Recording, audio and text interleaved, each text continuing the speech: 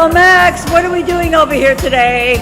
Well, it's Friday and I'm setting up for our first ever lightning bulb lunch hour. And it's going to have the 8th grade class from the Young Women's Leadership in Brooklyn. And right now we're just putting down our gorgeous spring light contest flyer. Cool. It gives all the rules and tells about the prizes people can win for staying healthy and happy all through their 2-week spring break. So We have tremendous food here today for our girls at Twills.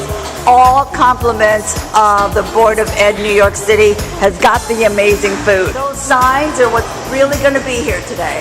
This is so exciting. My name is Renee. I'm the cook for Twills. We have whole wheat pita bread with garlic. That looks amazing. Okay. We have roasted chicken, stir-fried vegetables. Those look amazing. Thank you. Stir-fried vegetables. They do have healthy and we food. have salad, the salad bar.